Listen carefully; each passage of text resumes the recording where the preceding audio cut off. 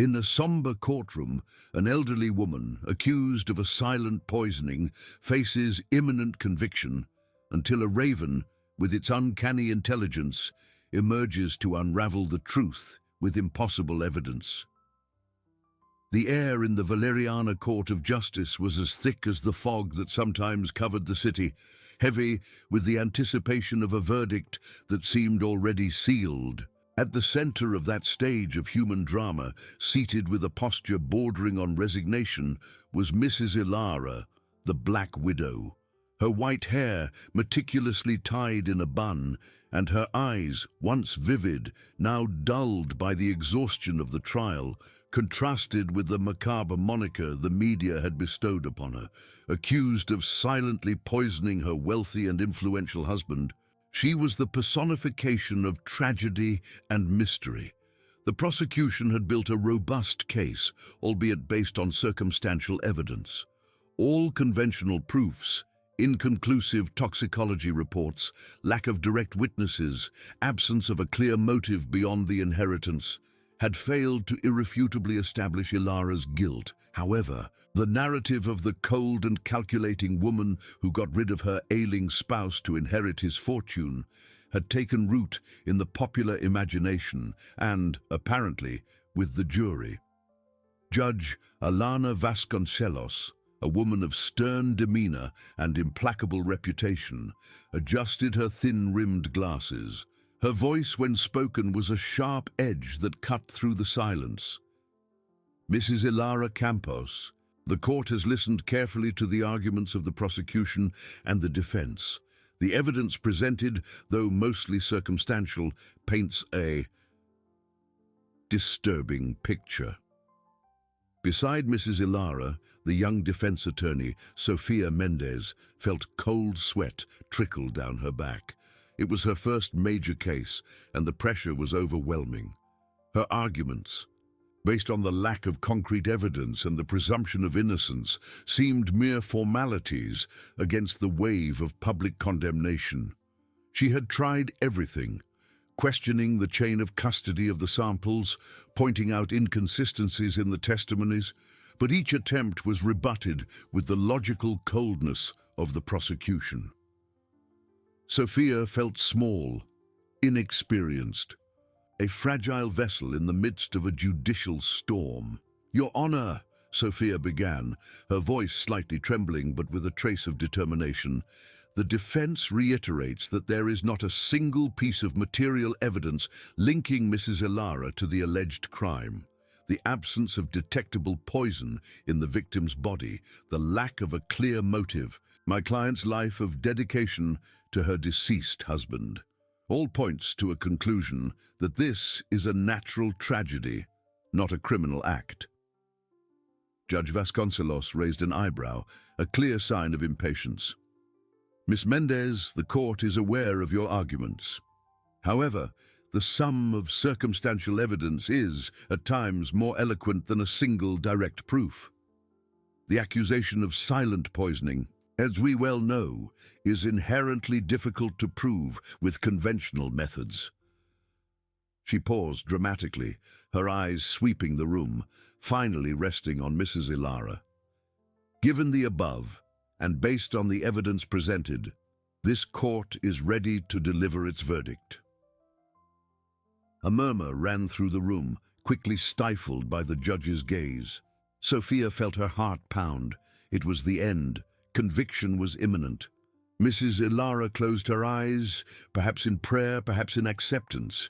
As Judge Vasconcelos opened her mouth to pronounce the final word, an unexpected movement at the side door of the courtroom caught everyone's attention. A bailiff, visibly uncomfortable, cleared a path, and behind him, to general astonishment, an eccentric figure emerged, a tall man with a grizzled beard and dark attire, firmly holding a metal cage. Inside it, perched with an almost regal haughtiness, was a raven with black feathers and piercing eyes. The silence that followed was even deeper than the previous one, a silence of disbelief and shock. Judge Vasconcelos frowned, the sentence suspended in the air. "What is the meaning of this?" she demanded, her voice laden with authority. Sophia, initially stunned, felt a pang of irrational hope. The man, with a respectful nod, approached the defense lectern. "Your Honor," he said, his voice calm and grave, "I have been summoned by the defense to present an unusual piece of evidence. Evidence that I believe can shed a completely new light on this case."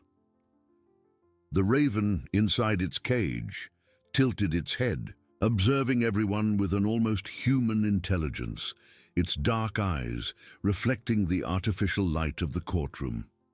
An air of gothic, almost supernatural mystery filled the environment, defying the cold logic of the law. Sophia's hope, previously moribund, now pulsed with a strange and unexpected strength. "What is the meaning of this?" Judge Vasconcelos demanded again, her voice echoing with the authority of someone who tolerated no interruptions. The silence that followed was so dense that one could almost hear the pounding of hearts in the room. Everyone's eyes, from the jury to the journalists in the gallery, were fixed on the man with the cage and its winged occupant. The man whom Sophia vaguely recognized as Professor Elias Thorne, an eccentric ethologist renowned for his studies on animal intelligence, especially corvids, made a respectful bow. "Your Honor, I apologize for the interruption. I have been summoned by the defense to present evidence that, though unconventional, is of utmost importance for the truth in this case." The judge pressed her lips together. "Professor Thorne, this is a court of justice, not a circus. What kind of evidence could an animal offer that would be relevant to a poisoning case?" Her incredulity was palpable, and a murmur of agreement ran through the room. Sophia, feeling the last spark of hope about to be crushed, stepped forward. "Your Honor, with due respect, the defense understands the unusual nature of this request. However, given the absence of conclusive material evidence and the imminence of a conviction based purely on circumstantial evidence, we ask that we be granted the opportunity to present this evidence. Professor Thorne and his raven, Corvus, possess a unique ability that can, in fact, unravel what truly happened." Judge Vasconcelos removed her glasses and cleaned them with a handkerchief, a gesture that denoted her deep irritation. "Miss Mendez, the court has already heard your arguments about the lack of direct evidence, but to bring an animal to testify, that borders on the absurd and a disregard for procedural rights." "Your Honor," Sophia insisted, her voice gaining firmness, "Corvus will not testify in the traditional sense. He is an animal with an extraordinary mnemonic and sound imitation capacity. Professor Thorne has spent years training him and documenting his abilities. We believe that, at the crucial moment of the alleged poisoning, Corvus was present and recorded a specific sound, a sound that no human witness could have perceived or accurately reproduced." The prosecutor, Dr. Ricardo Almeida, stood up, a sarcastic smile on his lips. "With all due respect, Your Honor, this is a farce. The defense is desperate and trying to turn this courtroom into a stage for magic tricks. A raven? What's next? A cat pointing out the culprit? I ask that this evidence be summarily rejected." The judge hesitated. Her eyes swept the room, noticing the curiosity, skepticism, and even a glimmer of fascination on the faces of those present. She knew that summarily rejecting it, without even hearing the proposal, could be interpreted as an infringement on the defense, especially in such a high-profile case with so many gaps. "Miss Mendez," the judge finally said, her voice more controlled, "the court allows the defense to explain how exactly this raven can be considered evidence, but be concise and extremely convincing. If this is a waste of time, the consequences will be severe." Sophia nodded, sudden relief flooding her. "Thank you, Your Honor. Professor Thorne, please."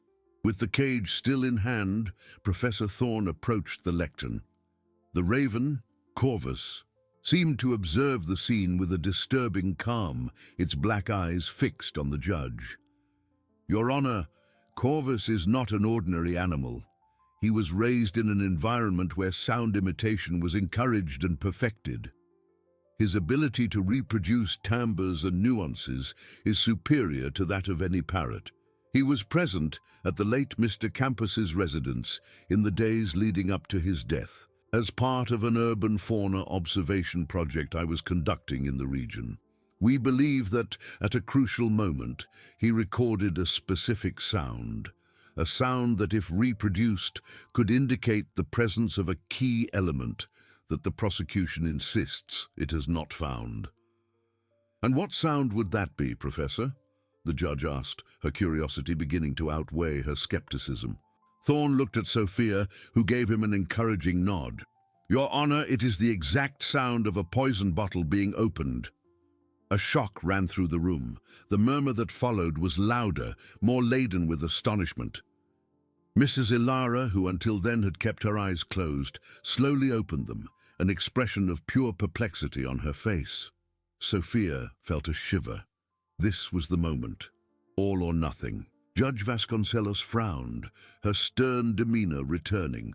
Professor Thorne, are you suggesting that this animal can reproduce the sound of a poison bottle being opened, and that this, in some way, would prove the guilt or innocence of the accused? Your Honor, Sophia intervened, if Corvus reproduces that sound, and if that sound is recognizable and specific, it could indicate the presence of a poison that was not detected by conventional methods, or the way it was administered. It could be the missing piece, the only proof that can acquit Mrs. Ilara, or indeed confirm the prosecution's thesis. It's the only chance we have to bring the truth to light. The judge pondered, the silence heavy once more. It was high stakes, a dangerous precedent, but the lack of concrete evidence tormented her. Very well, she said, her voice cutting. The court, with extreme reluctance and on the condition that this evidence be conducted with the utmost seriousness and respect for the court, will allow the demonstration. Professor Thorne, prepare your Corvus. But be warned, any disturbance or failure to present something substantial will result in severe consequences for all involved. Professor Thorne nodded, serious. He placed the cage on the floor, opened the small door, and with a gentle gesture invited Corvus to come out. The raven, with a somber elegance, hopped onto the lectern, its black talons gripping the wood. Its piercing eyes swept the room, as if assessing each person there. The tension was almost unbearable. All eyes were on it, on the black bird that was now the last hope for justice in Valeriana. The silence was broken only by the muffled sound of a journalist's camera flash, quickly reprimanded by an officer. Corvus, perched on the lectern, seemed oblivious to the gravity of the moment. Its black eyes, like obsidian beads, swept the crowd, absorbing every detail of the scene. Professor Elias Thorne, with a calm that contrasted with the palpable tension in the room, approached the lectern. He made no sudden movement, nor a loud sound. He simply extended his hand slowly, offering a small piece of walnut to the raven. Corvus, with a quick and precise movement, took the walnut, chewed it, and swallowed, without diverting its gaze from Judge Vasconcelos. It was a ritual, a silent connection between the man and the animal, which seemed to prepare the ground for something extraordinary. Sophia felt her heart pound against her ribs. Her palms were sweating, and a knot in her stomach reminded her of the imminent disaster or miracle. It was an insane gamble, but it was the only one she had left. If Corvus failed, if it didn't produce the expected sound, her career would be ruined and Mrs. Ilara would be convicted. The responsibility weighed like a mountain, each beat of her heart echoing the weight of that moment. Judge Vasconcelos, with a furrowed brow, observed the scene with a mixture of skepticism and reluctant curiosity. Her eyes, which had witnessed the most diverse human dramas, now fixed on a bird. She crossed her arms, a posture that denoted her impatience, but also a cautious wait. Professor Thorne, she said, her voice low but laden with authority. "The court is waiting. We don't have all day for ornithological observations." Thorne nodded, unfazed. He looked at Corvus and then, with a soft voice, almost a whisper, uttered a few words in a language no one in the room recognized. It wasn't Latin nor Greek, but it seemed to have its own rhythm, an ancestral melody. Corvus tilted its head, as if listening intently, its eyes fixed on the professor. An even deeper silence descended upon the courtroom. It was a silence laden with expectation, with disbelief. The journalists held their breath, the jurors leaned forward, and even Prosecutor Almeida seemed to have lost his sarcastic smile, replaced by an expression of confusion and apprehension. Corvus remained motionless for a few seconds, which seemed an eternity, its black eyes fixed on the void, as if reliving a distant memory. Then suddenly, without any warning, a sound filled the air. Click. It wasn't a loud sound, nor shrill. It was a dry, metallic, unmistakable click, the sound of a glass screw top being opened, a sound that by its precision and clarity made everyone in the room flinch slightly, as if they had just heard a bottle being uncapped right there, in the middle of the courtroom. The click echoed in the room, reverberating off the walls and in the hearts of those present. It was a sound so specific, so detailed, that it could not be mistaken for any other. It wasn't a generic snap, but the exact sound of a small glass container being opened, with the subtle friction of the screw top and the slight vacuum breaking. A shiver ran down Sophia's spine. This was it. It was exactly what Professor Thorne had promised. The sound was so real, so vivid, that it seemed to have been perfectly recorded and reproduced, transporting everyone to the moment of the action. Prosecutor Ricardo Almeida, who had been standing with his arms crossed, let them drop. His eyes widened in shock. He looked at the Raven, then at the judge, then at Mrs. Ilara, as if trying to find a logical explanation for what he had just heard. His expression of scorn replaced by pure perplexity. Mrs. Ilara, who until then had seemed resigned, opened her eyes and looked at Corvus with an expression of astonishment. There was something in that sound that seemed to have awakened a memory, a recognition within her. Her lips trembled slightly, and a solitary tear ran down her wrinkled face. Judge Vasconcelos, in turn, was petrified. Her expression of skepticism gave way to profound shock. She blinked, as if trying to make sure she hadn't imagined the sound. But the click still seemed to resonate in the air, an irrefutable auditory proof. The authority in her voice wavered when she finally managed to speak, almost a whisper. What was that?"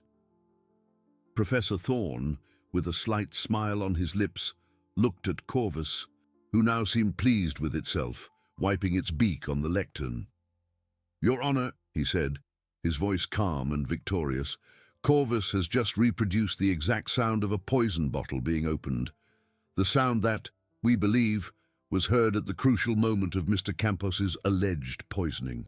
The courtroom erupted in murmurs and exclamations.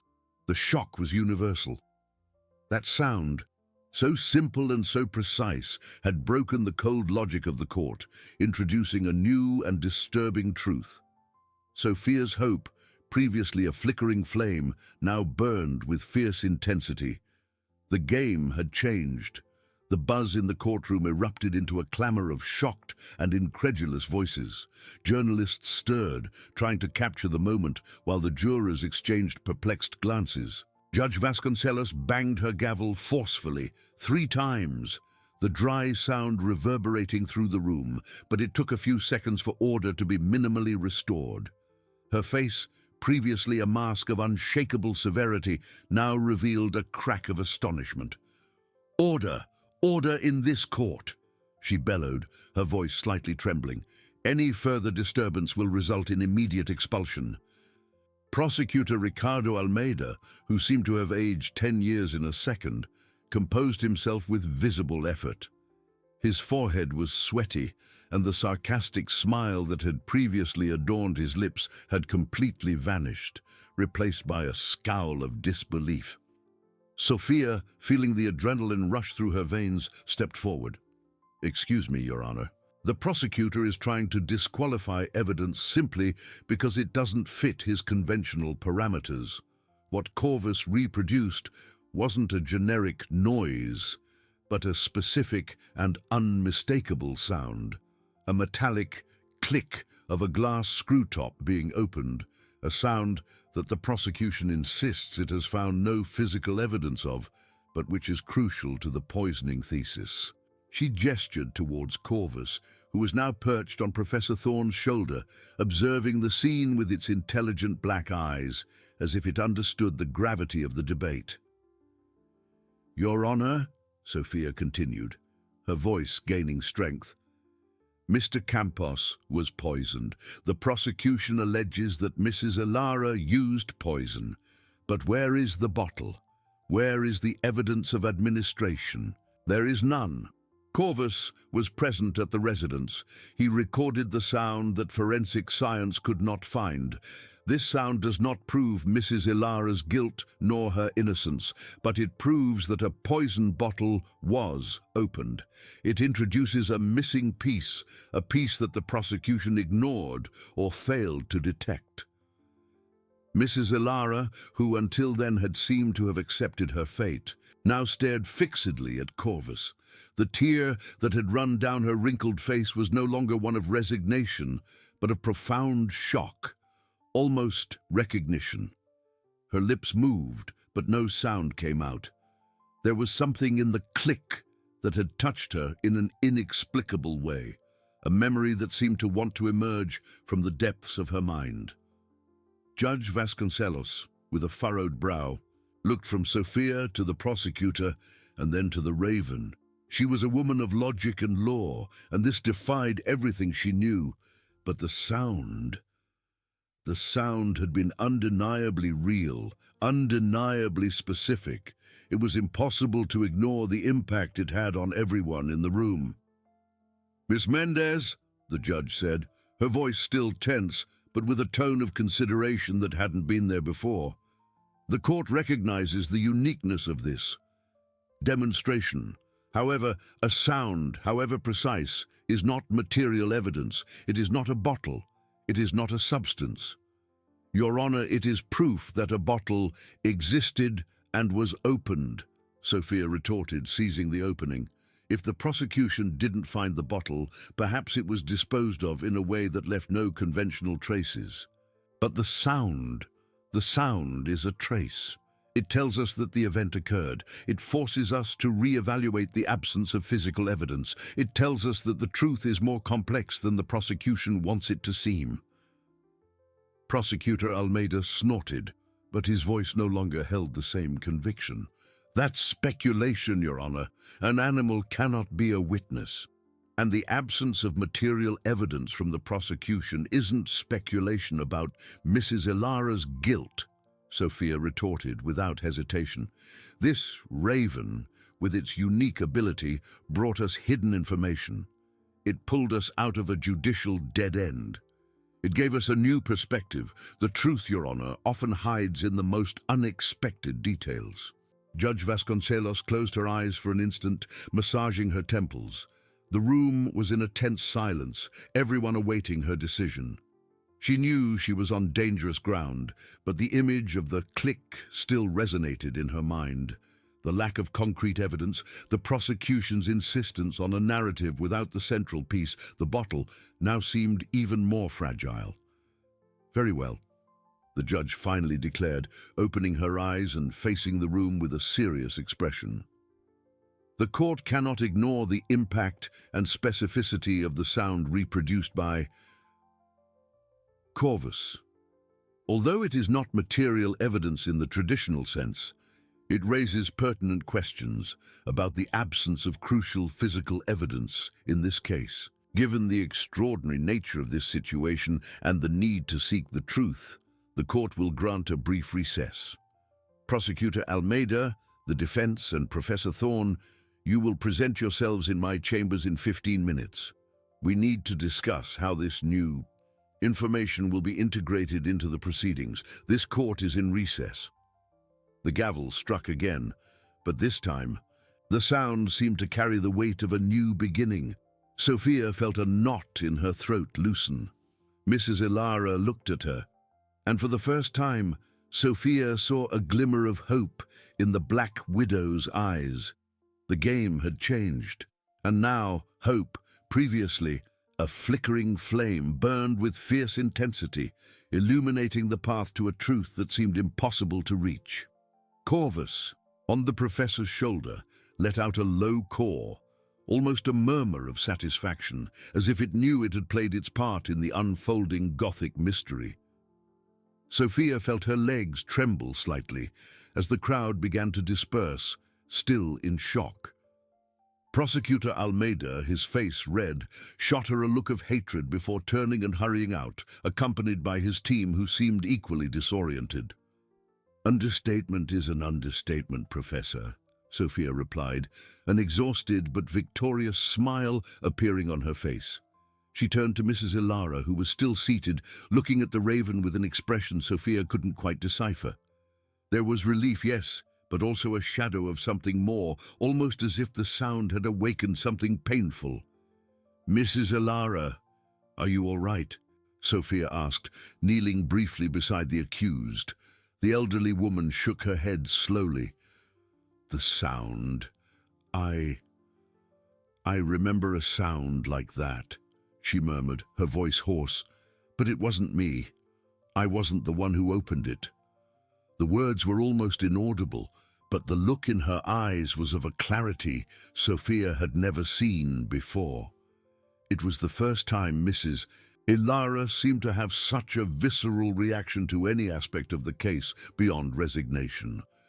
"Come on, Mrs. Ilara," Sophia said, helping her to stand. "It's not over yet, but we have a chance, a real chance." 15 minutes. Time seemed to fly and drag at the same time. Sophia, Professor Thorne, and Corvus, who refused to leave the professor's shoulder, were escorted to Judge Vasconcelos's chambers. Prosecutor Almeida was already there, standing with his arms crossed and an expression of someone who had just swallowed a whole lemon. The judge was seated at her desk, without her robe, which made her seem a little less imposing, but the seriousness in her eyes remained. She gestured for them to sit. "Prosecutor Almeida, Miss Mendez. Professor Thorne, we need to be frank.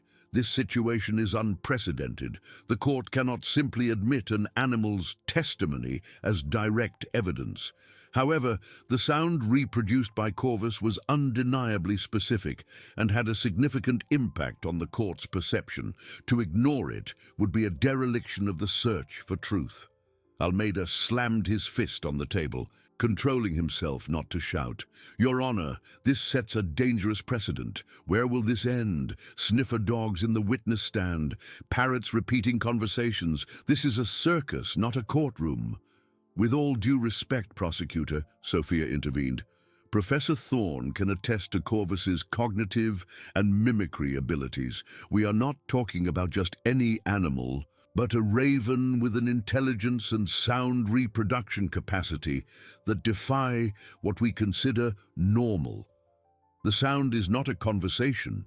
It is the reproduction of a physical event. It doesn't testify. It reproduces an auditory evidence that was absent." Professor Thorne nodded. "Ravens are creatures of remarkable intelligence, Judge. Corvus's ability to imitate complex sounds is well documented. The click it reproduced is of astonishing fidelity. It didn't invent the sound. It heard it and memorized it with precision. This suggests that the event that generated the sound occurred." Judge Vasconcelos looked at Prosecutor Almeida. "Prosecutor, the absence of the poison bottle has been a weak point in your case. The defense argues that this sound fills a crucial gap. It doesn't prove Mrs. Ilara's guilt, but it confirms that a poison bottle was opened at the residence. This changes the dynamic." But how are we going to present this to the jury? Almeida retorted, exasperated. Are we going to say the Raven said a bottle was opened? That's ridiculous. No, prosecutor, Sophia replied, her voice firm. We will say that, given the absence of physical evidence of the bottle, new auditory information reproduced by an animal with unique abilities strongly suggests that such an event occurred. This forces us to re-evaluate the crime scene. Perhaps the bottle wasn't discarded, but hidden in a more ingenious way. Perhaps the initial investigation failed to look for auditory evidence or to consider the possibility of such a specific sound. Corvus's sound is not proof of guilt, but it is proof of the existence of a crucial event. The judge pondered, her eyes fixed on a distant point. Very well, she said finally, her voice laden with authority. The court cannot admit Corvus as a witness, nor the sound as direct proof of guilt. However, the specificity of the sound and the animal's demonstrated ability are undeniable. The court will allow Professor Thorne to be called again to testify about Corvus's ability and the nature of the sound reproduced. The jury will be instructed to consider this sound not as proof of who opened the bottle, but as contextual information that suggests the occurrence of an event, the opening of a poison bottle, that the prosecution could not physically prove. This may lead to a reopening of certain lines of investigation or a re-evaluation of existing evidence. Almeida opened his mouth to protest, but the judge raised her hand. The decision is made. The court will resume tomorrow morning. Prosecutor, prepare to address this new information. Miss Mendez, prepare your professor, and let it be clear. This court seeks the truth, even if it presents itself in the most unexpected forms. Prosecutor Almeida sighed, defeated. Sophia, on the other hand, felt a new breath of life. The game had not only changed, but now she had an unexpected weapon in her hands. A weapon that didn't point to guilt, but dismantled the prosecution's certainty, opening a crack for Mrs. Ilara's innocence. Corvus, on Professor Thorne's shoulder, let out another low caw, like a small bell of victory in the tense silence of the judge's chambers. Judge Vasconcelos still buzzed with the tension of the decision. Sophia felt a mix of exhaustion and euphoria. The judge, though reluctant, had opened a crack. It wasn't the total victory she dreamed of, but it was enough to breathe, to fight. As they left, Prosecutor Almeida walked past her without a word, his face twisted into a scowl that promised retaliation. He's not going to make things easy, Sophia commented with Professor Thorne, who was adjusting Corvus on his shoulder. The Raven seemed oblivious to the gravity of the situation, distractedly pecking at the professor's collar. Almeida is a formidable adversary, Thorne agreed, his voice calm.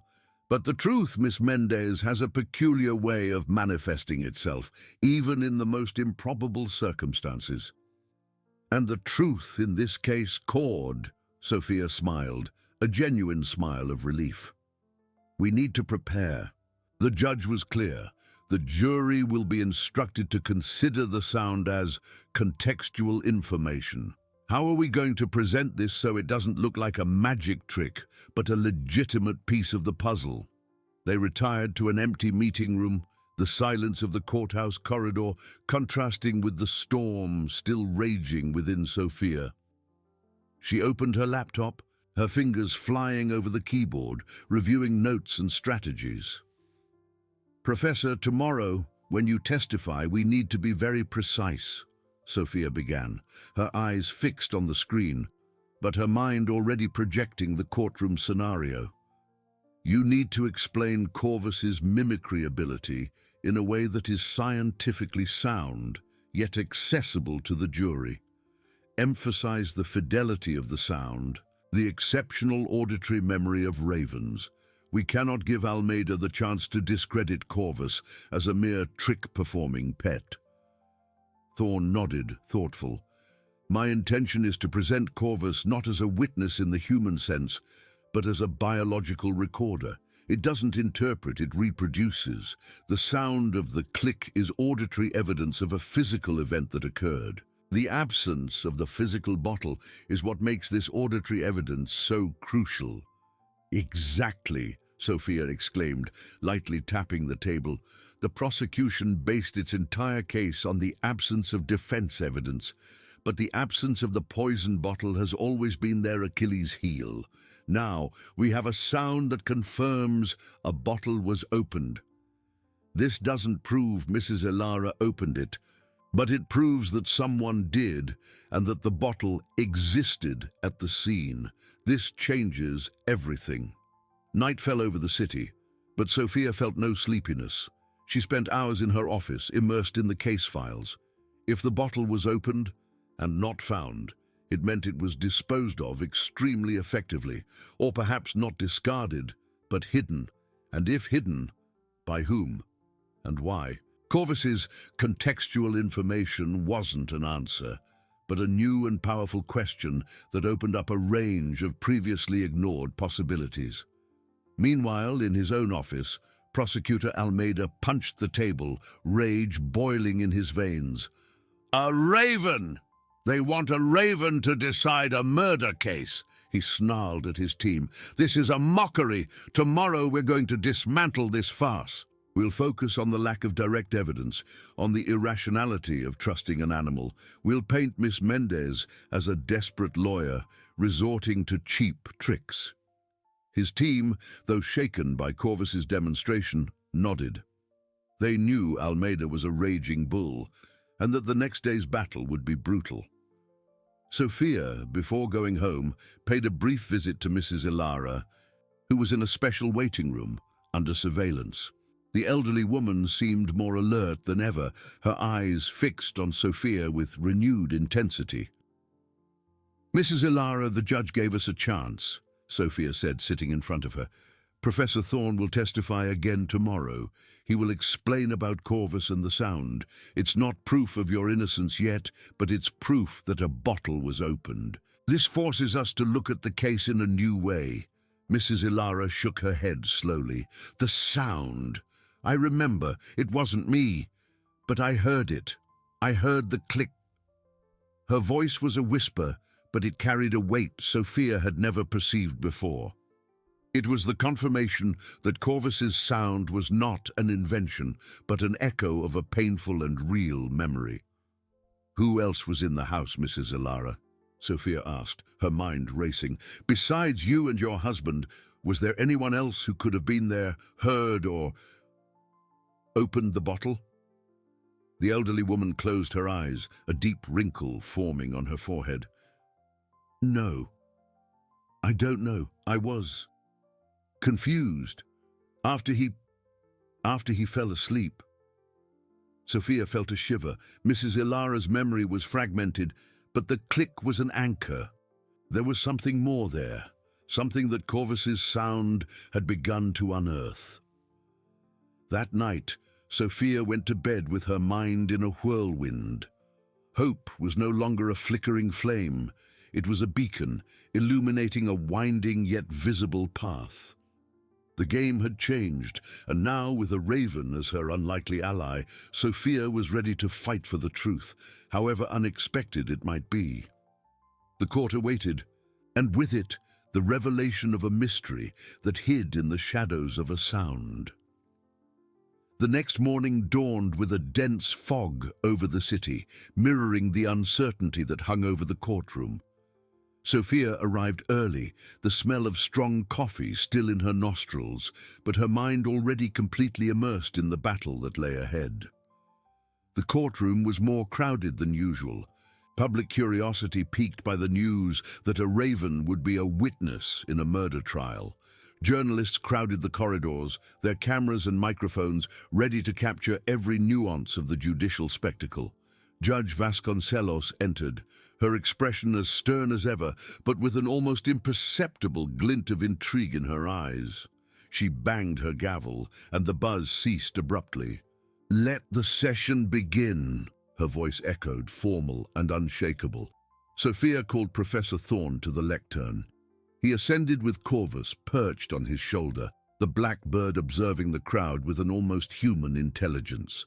A murmur ran through the room, quickly silenced by the judge. "Professor Thorne, please explain to the jury the nature of Corvus's mimicry ability," Sophia began, her voice clear and firm. Thorne adjusted his glasses. "Ladies and gentlemen of the jury, Corvus is a member of the Corvidae family, known for its remarkable intelligence and, in particular, its vocal mimicry ability. We are not talking about a parrot that repeats phrases without context. Ravens possess an exceptional auditory memory and the ability to reproduce sounds with impressive fidelity, almost like a biological recorder." He paused, allowing the information to be absorbed. "Corvus doesn't interpret the sound it hears. It reproduces it with acoustic precision that can be scientifically verified. In the case in question, the sound it reproduced, the click of a bottle being opened, is not an invention. It is a faithful echo of a physical event it witnessed." And what is the importance of this fidelity, Professor?" Sophia asked, guiding him. "The importance lies in its objectivity. Corvus has no motives, no prejudices. It is a recorder. The sound it reproduces is proof that a poison bottle was opened. The absence of the physical bottle at the crime scene has always been a blind spot for the prosecution. Now, we have irrefutable auditory evidence that this bottle existed and was opened." Prosecutor Almeida stood up, his barely disguised expression of disdain. "Objection, Your Honor. The professor is inferring conclusions that are for the jury to make." "Sustained. Professor, please stick to the scientific facts about the bird's ability," the judge intervened. Thorne nodded. "My apologies. The point is that the precision of the sound is such that if analyzed by forensic acoustics experts, it could be compared to recordings of similar poison bottles, confirming its origin." Sophia concluded her questioning, leaving the seed of doubt planted. It was Almeida's turn. He approached the lectern, a sardonic smile on his lips. "Professor Thorne," Almeida began, his voice laden with irony, "are you telling us that we should trust a bird to solve a murder case? That this biological recorder is more reliable than the absence of physical evidence or human testimony?" "I am not suggesting that Corvus is a witness in the legal sense, Mr. Prosecutor," Thorne replied calmly. "I am presenting auditory evidence, reproduced by a creature with extraordinary mimicry ability, that corroborates the existence of a crucial event for this case. And how can we be sure that this sound was not taught to the raven, that it's not a cheap trick to divert attention from your client's guilt?" Almeida pressed, gesturing towards Sophia. "Ravens are not trained to reproduce complex sounds so precisely on command. They absorb them from the environment. Furthermore, the complexity and spontaneity of the sound, as demonstrated in court, suggest a natural auditory memory, not conditioning," Thorne explained, maintaining his composure. "So, you expect the jury to ignore logic and reason and believe that a raven, by chance, heard a poison bottle being opened and decided to reproduce it at the most convenient moment for the defense?" Almeida snarled, raising his voice. "This is a mockery of justice, Professor. It's a desperate attempt by a lawyer without evidence to sow confusion." Sophia stood up, but the judge anticipated her. "Prosecutor Almeida, control yourself. The jury will consider the evidence as contextual information, as instructed. It is not for you to discredit the defense so vehemently." Almeida backed down. But the damage was done. Doubt about Corvus's credibility hung in the air, mixed with intrigue. As the prosecutor tried to dismantle the validity of the evidence, Mrs. Ilara, seated at the defense table, looked at Corvus with wide eyes. Amidst the chaos of the argumentation, she whispered, almost inaudibly, "He heard. He really heard."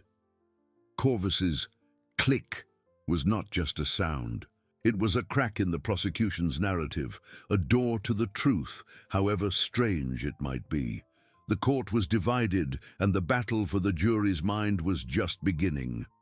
Sophia, despite the judge's intervention, felt Almeida's blow. He had planted the seed of distrust, transforming Corvus from intriguing evidence into a possible trick. But Mrs. Ilara's whisper resonated in her mind, an unexpected confirmation she couldn't ignore. "Professor Thorne," Sophia began, her voice regaining firmness, "can you explain to us the difference between a raven that imitates and a raven that reproduces a sound in its natural environment?" Thorne nodded, adjusting Corvus on his shoulder. "The difference is crucial, Miss Mendez. A parrot, for example, can be trained to say hello in response to a command. That is conditioned imitation. Ravens, on the other hand, are passive observers and listeners. They absorb sounds from the environment that they consider significant for their survival or social interaction and reproduce them with a precision that is not the result of training, but of an innate cognitive ability. It's like a recorder that captures sound without human intervention." "So, the click sound that Corvus reproduced is not something it was taught to do?" Sophia asked, looking at the jury. "Absolutely not. It would be impossible to train a raven to reproduce such a specific and complex sound with this fidelity without it having heard it in a real context. The reproduction is a reflection of its auditory memory and the importance the sound had for it at the moment it witnessed it," Thorne explained, his voice gaining authority. Sophia paused, allowing Thorne's words to sink in. "Professor, you mentioned the possibility of forensic acoustic analysis. Could you detail how that would reinforce the validity of Corvus's sound?"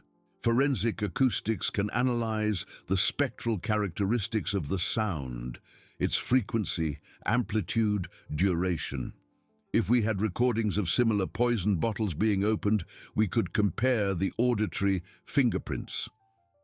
Corvus's precision is such that I believe this analysis would confirm that the sound it reproduced corresponds to that of a poison bottle being opened, and not to any other random noise," Thorne concluded, looking directly at the judge. Sophia nodded, satisfied. She had reinforced the scientific credibility. "No further questions for Professor Thorne, Your Honor." Judge Vasconcelos looked at Almeida, who shook his head to indicate he had no further questions. "Professor Thorne, the court thanks you for your testimony. The raven may be removed."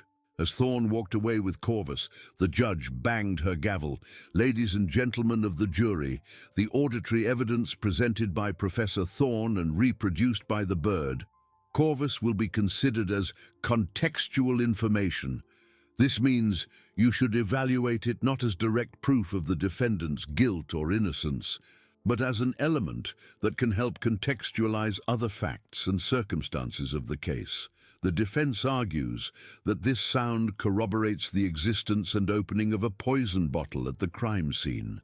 The prosecution questions the validity of trusting an animal. The final decision on the weight and relevance of this information will be yours." The judge paused briefly, her eyes sweeping the room. "With that, we conclude Professor Thorne's testimony. Miss Mendez, does the defense have any more witnesses to present?"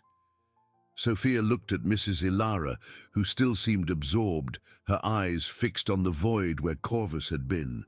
Her whisper, "He heard. He really heard," was the key. It wasn't just a bottle, it was the bottle, and Mrs. Ilara had heard it. But if she heard it, who opened it, and why didn't she remember? "Yes, Your Honor," Sophia replied, her voice laden with new determination. "The defense would like to call the defendant herself, Mrs. Ilara, to testify again." A murmur of surprise ran through the courtroom. Almeida's eyes widened, clearly not expecting this move. Mrs. Ilara, the silent Black Widow, would finally speak. Sophia knew it was an immense risk, but the click had opened a door, and now it was time for Mrs. Ilara to walk through it. The truth, however fragmented, was about to be unearthed, and Sophia was ready to guide it. The murmur that swept the courtroom after Sophia's announcement was a mix of shock and anticipation. Eyes turned to Mrs. Ilara, who, until then, had been an almost ethereal figure, a silent shadow in the defendant's box. She seemed not to have heard Sophia, still lost in her thoughts, her eyes fixed on the spot where Corvus had been. "Mrs. Ilara." Judge Vasconcelos's voice sounded, softer than usual, as if recognizing the fragility of that moment. "You have been called to testify again. Please approach the witness stand." Slowly, as if waking from a long sleep, Mrs. Ilara blinked. Her eyes met Sophia's, and a glimmer of something, fear perhaps, or a new resolve, passed through them. With the help of a bailiff, she stood, her movements slow and hesitant.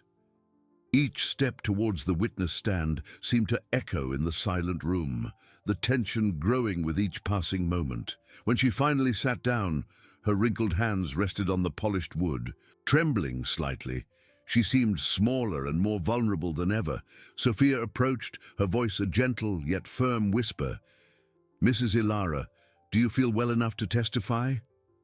The elderly woman nodded, her voice almost inaudible. "Yes, Sophia." "Mrs. Ilara," Sophia began, her voice gaining a little more volume but maintaining compassion. "Did you hear the sound that the raven Corvus reproduced a little while ago?" Mrs. Ilara closed her eyes for an instant, as if reliving the moment. "Yes," she replied, her voice hoarse. "I heard it. That sound, is it familiar to you?" Sophia asked, carefully observing the elderly woman's reaction. A shiver ran down Sophia's spine when Mrs. Ilara opened her eyes, which now shone with a mix of pain and clarity. "Yes, it's the sound of that day." Almeida shifted in his chair, but the judge silenced him with a look. "On that day, the day your husband passed away," Sophia continued, guiding her. Mrs. Ilara nodded, a solitary tear running down her face. "Yes, I didn't know what it was at the time. I was so confused, so stunned, but now I remember."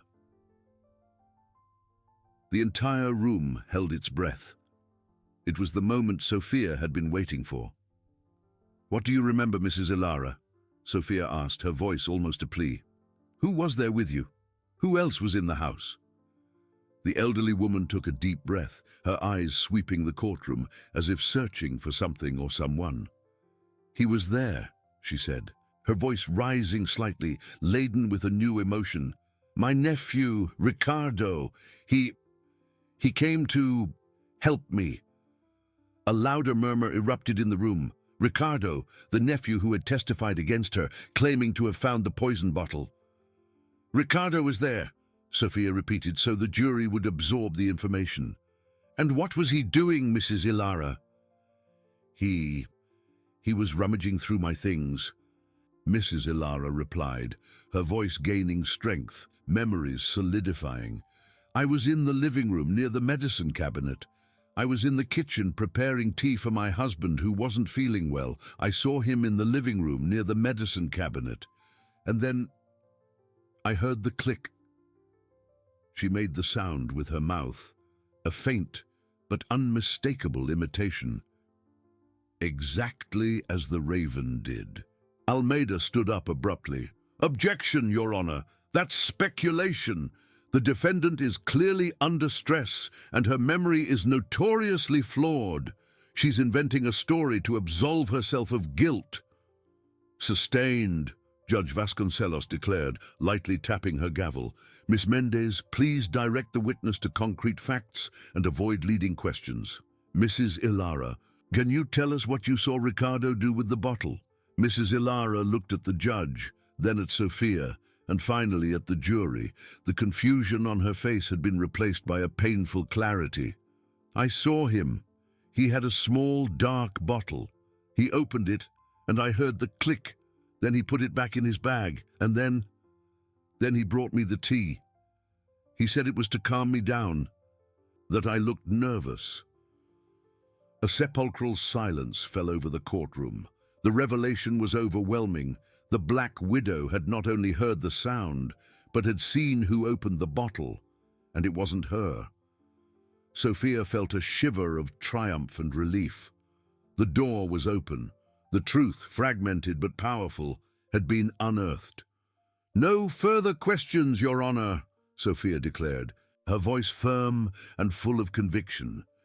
She knew Almeida would come with everything in the cross-examination, but now the doubt was planted, and the seed of Mrs. Ilara's innocence had finally sprouted. Prosecutor Almeida stepped forward, his eyes flashing with fury and disbelief. He took a deep breath, trying to contain the evident rage in his posture. "Mrs. Ilara," he began, his voice cutting like ice, "are you aware that you are under oath, that lying before this court is a crime?" Mrs. Ilara, despite the aggression, maintained a steady gaze. "I am telling the truth, Mr. Prosecutor." "The truth?" Almeida sneered, approaching the witness stand. "You, who for months claimed to remember nothing of the day of your husband's death, who couldn't even identify what the sound the raven reproduced was, now conveniently remember seeing your nephew Ricardo opening a poison bottle and offering you tea. Isn't that a little opportune?" "Objection, Your Honor. The prosecutor is intimidating the witness and asking leading questions," Sophia intervened promptly. "Sustained," Judge Vasconcelos said, casting a warning glance at Almeida. "Mr. Prosecutor, stick to the facts." Almeida took a step back, but his voice didn't lose its intensity. "Mrs. Ilara, can you explain why this so crucial memory only surfaced now, after hearing a raven make a noise, and not during the numerous sessions with psychologists and psychiatrists who evaluated you?" Mrs. Ilara clasped her hands, but her voice remained surprisingly steady. I was confused. The pain, the shock, everything blended together. I heard the sound, yes, but I didn't know what it was. My nephew gave me the tea, said I needed to calm down. I trusted him. I didn't want to believe that he would do something like that. She paused, and a tear ran down again. But when the raven made the sound, it was as if a door opened in my mind. The sound, the bottle, Ricardo, everything clicked into place. "So, you're saying that your nephew, Ricardo, who supported you throughout the trial, who testified in your favor about finding the bottle, is the real murderer?" Almeida pressed, the incredulity in his voice bordering on scorn. "I didn't say he's the murderer," Mrs. Ilara replied, her voice choked but with an unexpected dignity. "I said what I saw and what I heard. He opened the bottle. He gave me the tea. I don't know what was in the tea, but my husband was sick and I wasn't feeling well." "And you waited until the last moment, in the defendant's box, to make this very serious accusation," Almeida continued, ignoring the elderly woman's emotion. "Wouldn't it be more plausible that under the pressure of an imminent conviction you were fabricating this story to deflect blame?" "Objection!" Sophia exclaimed, furious. "The prosecutor is insulting the witness and speculating about her intentions." "Sustained!" The judge banged her gavel harder. "Mr. Prosecutor, this is your final warning. Ask pertinent questions or conclude your cross-examination." Almeida snorted, visibly irritated, but knew he had gone too far. He looked at the jury, which seemed divided between distrust and a new, disturbing consideration. "Very well, Your Honor," Almeida said with a tone of forced defeat. "If you have nothing further to add to this new and convenient version of events, I have no further questions." He turned and walked back to his table, leaving a heavy silence hanging over the room. Judge Vasconcelos looked at Mrs. Ilara, who now seemed exhausted, but with a glimmer of truth in her eyes. "Mrs. Ilara," the judge said, her voice softer, "you may step down." With the help of the officer, Mrs. Ilara descended from the witness stand, her steps still slow, but now carrying a different weight. She had spoken. The truth, however unbelievable it seemed, was there, hanging in the air, challenging everyone. Sophia felt a lump in her throat. The battle was far from over, but the first and most important seed of doubt had been planted. Mrs. Ilara's fate was now in the hands of the jury, and the Raven's click had changed everything. The silence that followed Mrs. Ilara's departure from the witness stand was not one of a pause, but of a vacuum, filled only by the electric hum of tension. The jury's eyes, previously focused on the fragile figure of the accused, now shifted to Ricardo, who sat in the front row of the audience, pale and motionless. He had been a key witness for the prosecution, the loyal nephew who found the poison bottle. Now he was the center of a veiled but devastating accusation. Sophia felt everyone's gaze on Ricardo. It was the moment. She turned to Judge Vasconcelos, her voice clear and resonant. "Your Honor, in light of the new and crucial information brought by the witness, and considering the evident contradiction with Mr. Ricardo's previous testimony, the defense requests that Mr. Ricardo be called back to the witness stand for clarification." Almeida stood up abruptly, his face contorted. "Objection, Your Honor. This is a desperate ploy by the defense to divert attention. The witness has already been dismissed, and there is no basis to call him again at this time. Mr. Prosecutor, the witness, Mrs. Ilara, has made a serious and direct accusation that directly impacts the credibility of a previous testimony. The court has a duty to seek the truth," Judge Vasconcelos declared, her voice firm. She looked at Ricardo, who seemed to have shrunk in his chair. "Mr. Ricardo, please approach the witness stand." Ricardo hesitated, his eyes wide with panic. He exchanged a quick glance with Almeida, who discreetly gestured for him to go. With dragging steps, as if being pulled by an invisible force, Ricardo stood up and walked to the witness stand.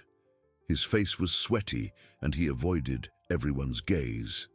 "Mr. Ricardo," Sophia began, her voice calm but laden with authority, "Mrs. Ilara has just testified that on the day of your husband's death, she saw you opening a small, dark bottle, and that afterwards you offered her tea.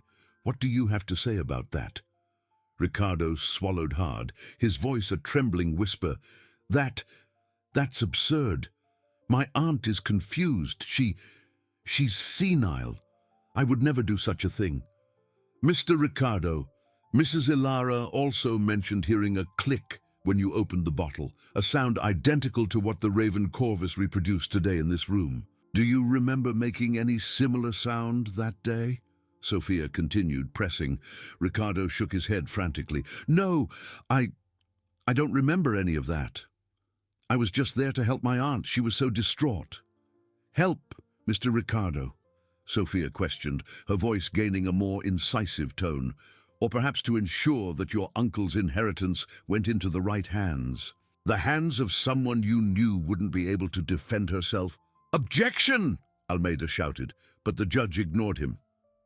I don't know what you're talking about," Ricardo stammered, his gaze darting to the floor. His hands trembled visibly.